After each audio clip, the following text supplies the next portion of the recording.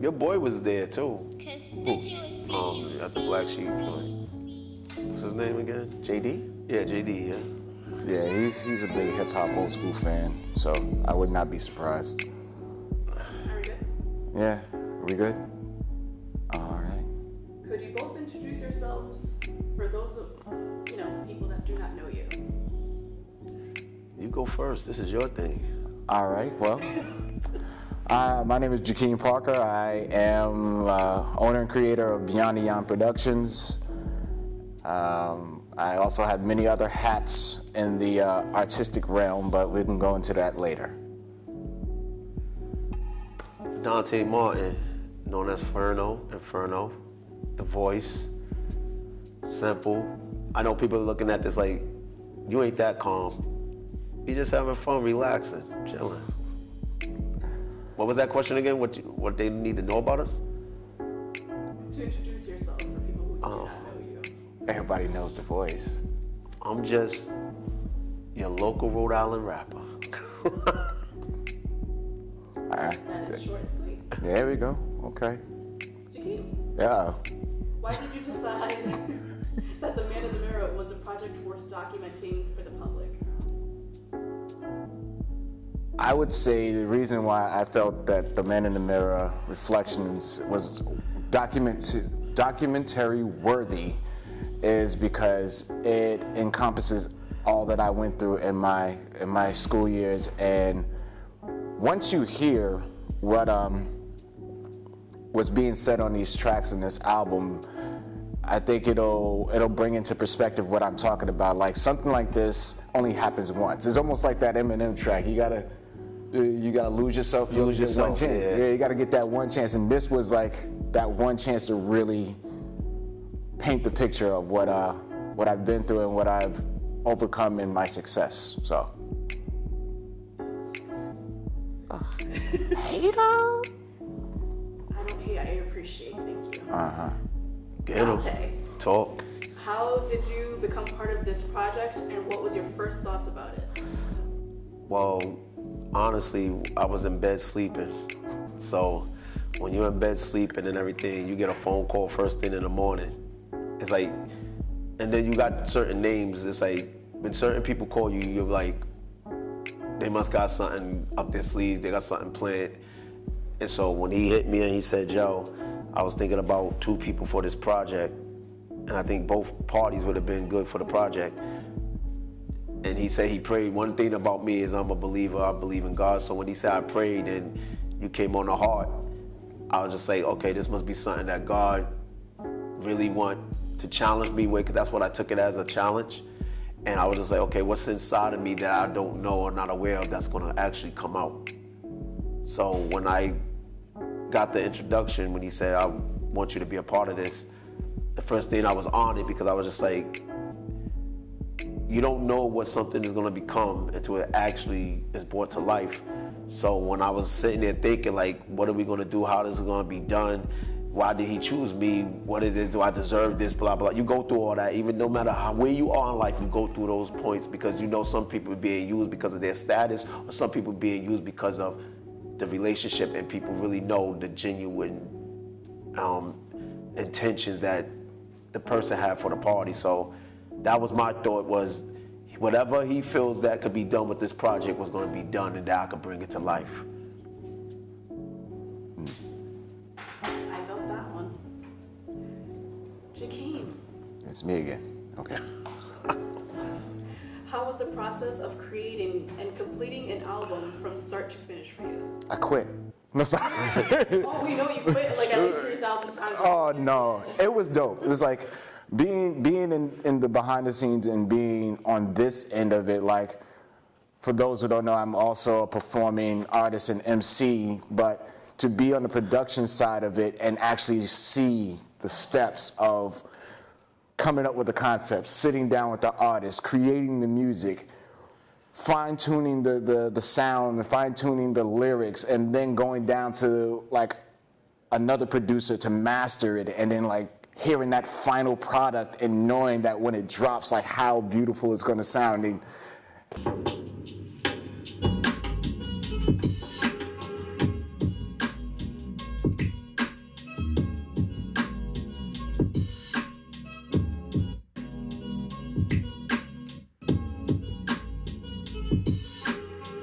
was amazing, and I look forward to doing it again.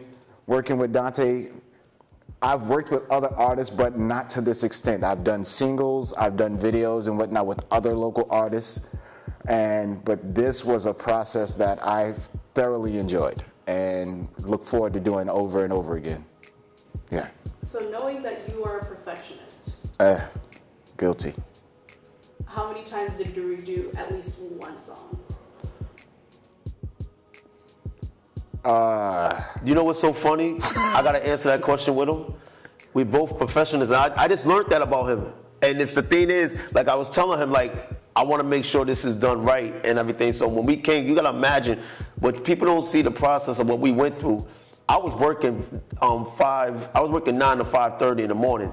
So I had to go home, get a little bit of rest, and then come to the school. So I was tired when I was actually recording this album. So the thing about it is, I knew what I wanted to say. It's not that how many times it took to record it, it's the point of making sure it sounds correct.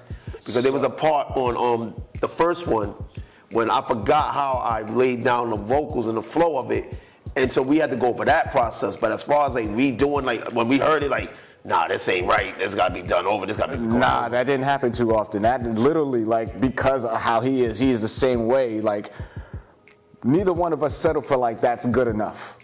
Neither one of us settled for like, we can fix that later. It was like, nah, this gotta be right. Let's play it again. And I'm like, it was never work. We recorded it like multiple times though, cause like I record a verse and I be like, no.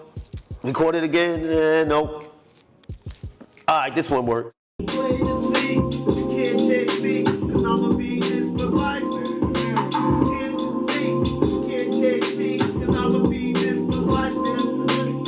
Sometimes he had to stop me like, yo, no, that one's good.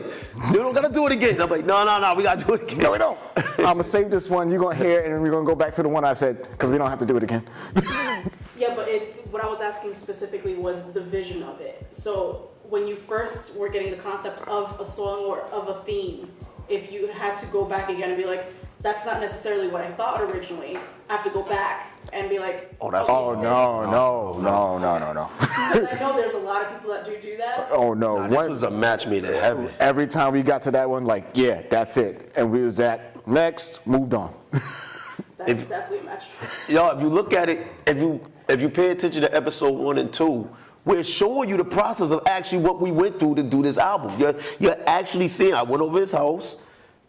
That's why you see me dressed like that. I was tired. First thing in the morning, like I just finished dropping the girls off, cleared the house a little bit. He was right there. We was right at it. That's everything you see. Like when the first time I went to his house, he said, I'm gonna make beats from scratch. So I was hearing the beats and everything. Then that second time when I came, those were the actual tracks. We didn't change nothing. Nothing got changed. Everything you see, and it's like, y'all hear us saying this is a beautiful, it's so beautiful. I've been listening to it for the last 2 days. Yo, it's gonna give you goosebumps. I don't care if you went to school or not. You're just gonna hear it. You're gonna be like, I'm getting goosebumps right now talking about. We sit up there talking about which is the best song on the album. We was in the studio when we was getting it mastered, and the engineer sitting down with Merk in the boiler room. Shout out to Merk in the boiler room. Yes, and sir. yo, that man is a magician when it comes to, like, I was just watching him and in awe, and I'm seeing all like the plugins and whatnot. I just got out of school learning how to do this, and I'm looking at all the stuff he got. I'm like, ooh, what's that? And what's that? I got one of those. I want one of that. What does that do? And he's just clicking away like if somebody was just taking notes, like a stenographer. He just was running through it, and it sounds amazing. Yeah, I can't say enough. You gotta say what he said. This is what we arguing about which song was the best song. He said all of them. He said, what made y'all come up with that concept? And he actually said, he said this was his best produced album to date. And he recorded all my music. Even songs he produced, he records all my music. He said that's how much he enjoyed the song. You know, a producer and an engineer love something and had the recognition of it, you could just imagine what it sounded like. Yeah. Okay, we're going back on track. Sorry, I threw you guys. It's your fault. I'll take all the blame. We're going back to Dante. Talk to me. How was making this album similar or different than the other times for you? I could feed off the last one. This one, okay. Think about it. I'm trying to paint this picture because as an artist, this wasn't just an album. This was a documentation of someone's life. I'm sitting there listening to what he was going through. So I'm putting myself in his shoes, empathetic. And I'm sitting there, okay, how would I feel as a husband, as a father, going to school to better my children and my wife's life and the others, because you're a part of the others. So I had to put myself in his lane. So you're also producing an album to the masses of the people. So it's like, how can I tell his story, but everybody else can relate to the story? That's why it's called Man in the Mirror. Because it's more not just man, it's person. Because women you can relate to, because you may be a mother with children going through the same process. That's why it's called, it wouldn't sound right if you said person in the mirror. That's why you had to say man in the mirror. But so the difference was. What are you saying, man? It's literally encompassing man, woman, child, because it all, man. Right, so. Man. The thing. Right. Bow. That's what we're doing. That's why the talk about is important. So when I was thinking about the concept, also the video concept, so I was writing and making. That's why this is 3 and not 4, because that third one was about the behind the scenes. That'll be the behind the scenes of the videos of the making of that we can't. So writing the lyrics and trying to, like when I said kiss wife, hug daughters, that's his life. That's what he's doing before he's actually going to school. And then if you listen to the words and how I painted a picture of him passing a lifestyle that he lived, I could have been on the corners, chose the easy way out. I know school was really not about helping me, but I'm still going through the process of doing what I have to do, even though I'm passing all these temptations to actually get through what I'm trying to get through. So writing this album, I was just like, this is not my life I'm writing about. This is someone else's life, but it's my perspective and my perception of this person's life. And I had to put it like that. So that's what it was like doing that, because that's why I called it a challenge, because I had to sit there and make sure that it wasn't just a rap album, it was a movie that you could listen to and visualize yourself, a book. That's what it was, a book, an audio book that when you listen to, you're gonna be like, I got a better idea of who this man is. And also, I went through that process. I know how he felt. Man in the Mirror, it should be just those tracks. Am I allowed to? Okay, you've already you've already. No, I've been keeping focus on this one project. I'm asking if I could intertwine other projects. Sure. All right, how we doing on time? Is we still good? All right. Oh, people gonna enjoy this. But they have to. So because we, this is a more. So what's the difference between this project Uh-oh. and Colorblind? All right, so the difference between this and Colorblind, for those who don't know about Colorblind, go check the YouTube channel, episode 1 of Colorblind up there. It's a documentary about my discovery and my fight with learning that I was diagnosed with MS, multiple sclerosis. That album to this album is a different part of the same journey. Man in the Mirror is what I would say the surface of me dealing with life. Colorblind is that dive into the soul. That album is the entanglement of all my emotions and all of my doubts and my disconnection with self and my disconnection with family, and then re-evaluations and reuniting of self and family and those disconnections that I was having, and new discovery of self. So that's that. I think that's the difference between the two for me. You know what? He seemed like he's nervous about answering that, but here's the thing: when you look at it, he was speaking from a perspective of pain and overcoming that pain. Because I watched that video. I think everybody should go watch that. So this one is more of pleasure, because you overcoming pain. And if you didn't overcome that pain, you couldn't be that man in the mirror, because you wouldn't want to even try to go after the pleasure. And somebody might say, why are you calling school pleasure? You got to understand, to get your degree, it opens more doors than it would have opened before. So that's why it's the pleasure of it. You're going through the procedure, the pain of the procedure of that, but to establish that actual ultimate goal. Congratulations. Thank you, sir. That's the difference. One was pain. This was the procedure of that pain to actually get the pleasure. So when he looked back on both aspects of his life, if it wasn't for that moment, would this moment exist? True. Now we're gonna go to a little bit more lighthearted. Uh-oh. How do you know each other? Ha! He told me I wasn't ish years ago. I remember this. We was at Brown Radio on my boy Infinite show. Off the top, I'm in there in the booth chilling. Tell the story correct. Tell the story correct. I was waiting for this one. No, I'm painting a picture. Listen. Okay. We all know each other. This was when we was at the apex. Like everybody was doing their thing. Everybody's doing their thing. You got Brown radio station and all that. So I knew him without knowing him, because everybody was talking about him. So what happened was, Charles Xavier shout him out. Was like, yo, and no, Nuncio shout him out. Nuncio said, yo, we gonna go, because Nuncio knew all of them. Mm-hmm. I knew Nuncio, me and him was working on music, that's another story.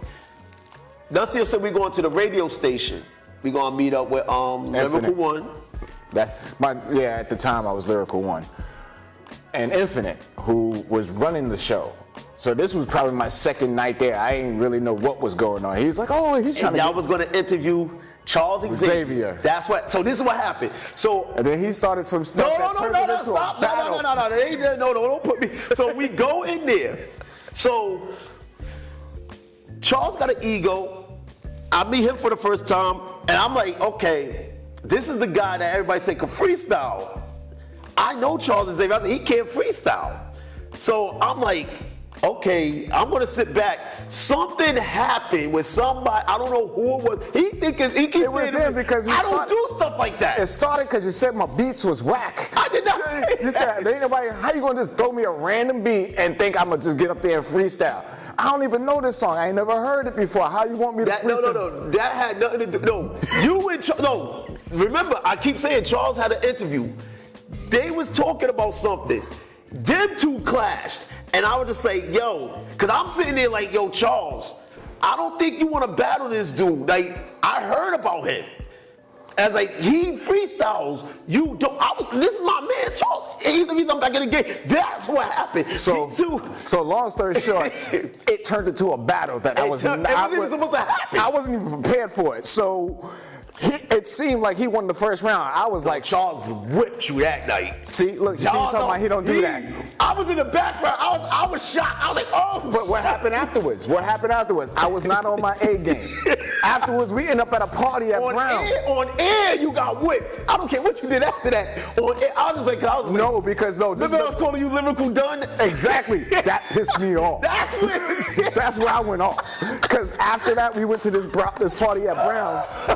And the cypher started up.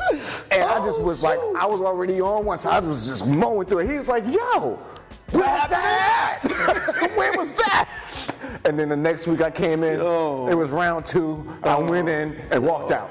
Listen. And that was the last time I see you in a minute. So that's what happened. Him and Charles, somewhere, you could get that interview. That interview was on 88.1 it was, or 88.9, something like that. Yeah. Them two was...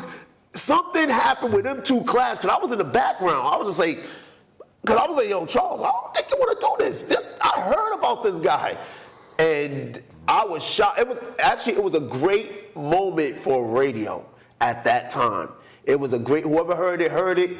But I was just like, wow, Lyrical One is Lyrical done. That's when I started talking. I never said his beats was whack. The song that was actually playing was whack. As I said, why would y'all do that? That's what I said.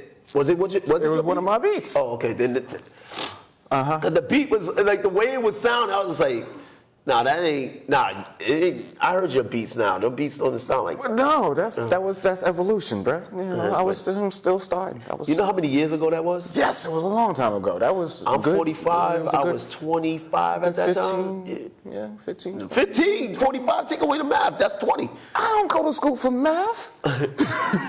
But no, that was Math ain't mathin'. that was a good. No, it was a good time. That was a good day. But it was.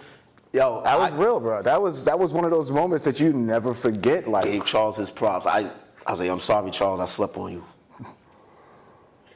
I was sleeping. I was like, yo, he about to get. I think somebody getting their career ended tonight. And it was. obviously, that was that night, but you know, since then, Right, yeah, no. Well, touche. You need to press the right buttons for him to go off.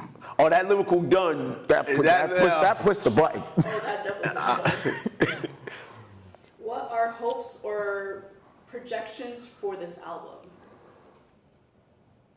My hope is that it reads as well as we see it. My projection for it is that it will exceed what we hope it will do.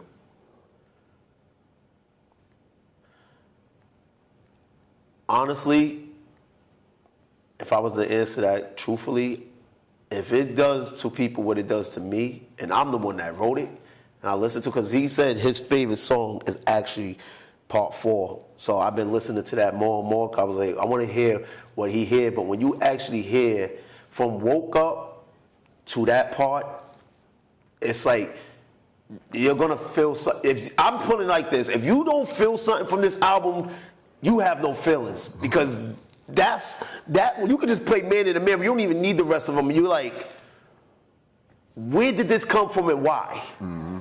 It's his own song, but it act like he said you actually painted the picture of everything with that one song. That's why I had to go listen. I was like, what did he hear that I'm not hearing? And when I started listening to it's For me, what I was hearing was the verbal and sonic representation of everything that I was feeling. From Woke Up, which is that first day of nervousness, to like second year where it's like I feel a little bit more confident, to third year it's like I'm past confident but I'm still dealing with life, to like I did it. That moment of I did it is encompassed in that song. It's like that overwhelming, welling up, wanna cry, wanna laugh, wanna celebrate, like this is it. I did it. And the thing about it is, the last point of this is, this album was pinned to his grave. So when I said the last line of that song, I said, well, we know if I appear on that stage, and that's plain to see, you can't change me, because I'm gonna be this for life. So regardless if he passed or not, he's still that man in the mirror. And the big question, what's next? Oh, what's next? Is there going to be a part 2? Nah, it's gonna be something even like, honestly, and I'm gonna really challenge myself. It's gonna be a remix with me and Xavier. Yeah, don't know something. That's funny. I tried to get him on that album too, the industry standards. Oh yeah, Wordplay. Can we tell them, or they haven't figured it out No, yet? go ahead. So for those who have been like following and watching and heard Wordplay on my channel, on his Bandcamp and whatnot, I am the mystery guest. Ta-da! That's a lot of people's favorite song too. Like, and it's crazy when we did it. I gave him the beat. I told him this is what we work well together. Come on, I told him the beat, and I said, "This is what I want from you." I didn't hear his part. He didn't hear my part. He heard the part together when it actually went in the studio, finished it, let the engineer do what he did, and when I heard, I was like, "Yo." Confession. Wordplay was supposed to be the first song on the album, if you pay attention. That's why I said what I said in the beginning of the song. That's before he got on it. Then when he got on it, the engineer I was recording with was like, yo, why you let him rhyme that long? I said, I let him do whatever people want to do when they come on my album, they can do whatever they want. Get him. The infinite energy that's been given to me. Got my inner peace fighting with my inner me, making an enemy. See, and until you master that right there, I'm competing at a level that is just not fair. I'm in a battle with myself and I don't play fair. So when it comes to who I'm like, there is no compare. Cause I've been here long before the strand was called the strand. And Aegis 220 was the place to catch a jam. I came up with. When he heard Wordplay, it was like this long, and I was just like, yeah, he did rhyme long. How would people take to that? Because we live in a generation where they're not used to a rapper being able to rhyme that long, but actually saying content. So I was just like, I don't know if I want to start the album with that and lose the people on what's going on. So I made sure I put it right after the acapella. The acapella actually explained the song Wordplay, but people was telling me, Youngins, that's my favorite song, Wordplay. So sometimes you, as an artist, and I told my peoples, everybody I work with, that we have an industry ear because we've been in the industry for a while and we've been in studios and everything. But people that don't have that ear is not listening to what we're listening to, like what you said earlier, the mistakes and all that. They don't care about that as long as the quality and it sound good. So that's what happened with Wordplay. Right now, I'm working on an album called Secular. He's going to be doing a lot of production on it. I'm challenging myself. I'm trying to put this album in the likes of Ready to Die, Life After Death, and Not Me Against the World. What was this? All Eyes on Me. All Eyes on Me. I'm trying to put this album on that category. Like, if this is going to be my last album, I'm making sure it goes out with a bang. So everybody that's on it, production, rapping. So we definitely cooking something up. Oh, yeah. He's gonna be on this album. So that's. I just want to make sure it's right. Oh, it's gonna be right, cause I got some more stuff I've been messing with the last couple of days. You might change the list. You might change a couple of tracks on the list. Well, hold up. Notice I didn't take no beats. I know you didn't, because I didn't take no beats yet. trust me, you're gonna change your mind a couple times. But that's a good thing, because again, when it comes to the man in the mirror and people, you're the person in the mirror. When you go and look in the mirror, what do you see? You see yourself. The Bible says something that a man that's unstable in his ways is like a man who observes himself in the mirror, and then as soon as they turn away, they forget what kind of man they are. Ooh. So when you look in the mirror, what's the reflection? You either are who you presenting or you're not, or you're trying to present something else to people that you're not. But when you turn away from that mirror, you got to deal with the realization of who you are. You can't sit up there and go again. That's why I always tell the people, who you trying to convince, me or yourself. Because you could tell me you're something, doesn't mean you're that person. So when it's all said and done, you have to now face the reality of who you are. That's basically the picture that's being painted. This man is a father, he's a husband, he's a friend, he's a producer. See, the picture that's being painted is, you are all these different titles, but you're that man. What are you reflecting? Like yourself, you're the woman, what are you reflecting? People, what are y'all reflecting? What difference are you making in this world? And that's what we hope this album do. We did what we did to make our second of a difference. What are you doing to make your second of a difference? And that's when you just drop the mic and you walk off, like you just get up, you just leave. We got one more question, all right. But you can't leave until that last question, though. Exactly. You can mic drop as much as you want right after this. I'm gonna get a mic in here. All right. This mic's on our necks. I'm not dropping these. I paid for these. Drop somebody else's mic. So you doesn't have any insurance, I'm sorry. Yeah. Let's see. When can we expect the release of Man in the Mirror? May Day. May 1st. Hold on, what day is that? That's like no. First is on a Monday. Monday. Ooh. May Day. May Day. May Day. May Day. That's what my coming out party's called, May Day, because I'm starting to come back out, start performing and everything. I told him I'm gonna start bringing him with me, so get ready. The thing about it is, I'm a dragon, and you just won't be dragging up, and I'm ready to spit fire. I'm not an industry rapper, I'm a lyricist.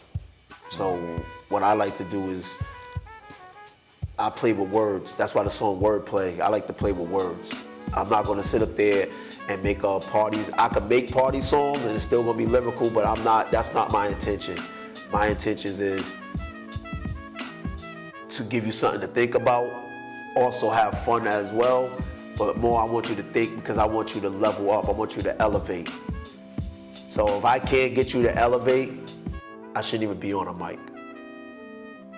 Mayday. Mayday. So wouldn't you be considered a phoenix then? You call me a phoenix, dragon, anything, inferno, whatever you want to call me, fire.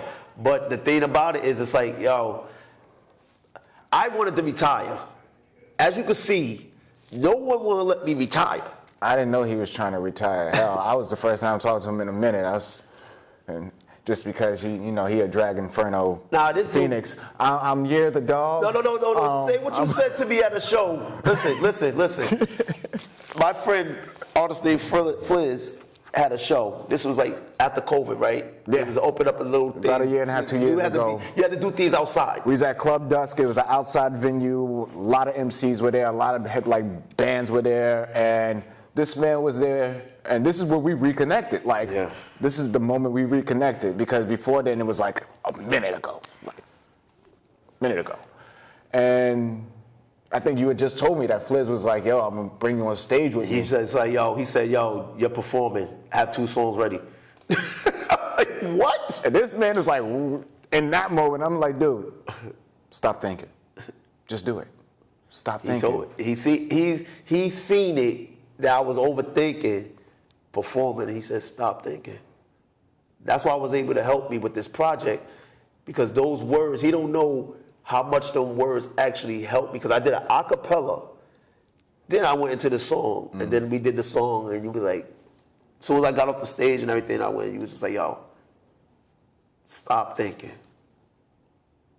He didn't say no, he just said, stop thinking. You already know what you could do. Just do it. And those words actually, so everything that came after that, paradigm, all that, that's why when he called me for Man in the Mirror, I knew it was a no-brainer, because those words right there was a connection to this album right here. And that was, like he said, 2 years ago. Mm-hmm. It's like when everything was about to open back up, you had to be outside. You couldn't even be in the building. We was outside. Yeah. And wasn't that April too? Oh, wow. Look at that. Cut!